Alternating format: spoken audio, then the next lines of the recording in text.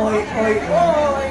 Alam niyo ba, meron akong naalala nung panahon ni Stanley Ho. Ito yung tinatawag na floating casino. Ito ay nakahimpil doon sa likod ng Cultural Center.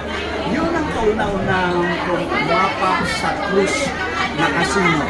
Noong time na yun, wala nang casino doon, kundi tsak-tsakan na lang. Kainan. Uminom ako noon ng vodka, tapos noon pinapasok kami dun sa cruiser, naka-jacket, talagang nagyayelo. Kasi ang vodka ay totoong nag-iinit ang katama. Pero hindi ko akalain, dito pala sa Shanghai, China, makakasakay muli ako dito sa barko na walang iba, kundi cruise, at dito ang mag-dito.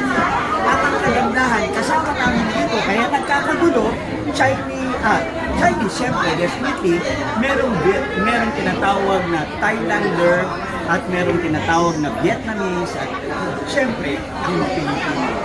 Hindi, napakaganda ng lugar na ito. Mamaya, dito kami magdi-dinner.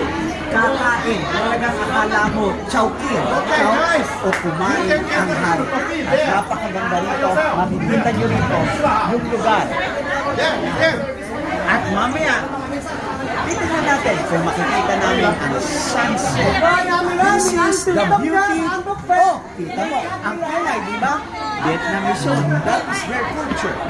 And then, mamaya, magsasaya kami lalo dahil makakasama namin ang mga pang-prominent na Chinese dito. In Greenleaf, we live up your life.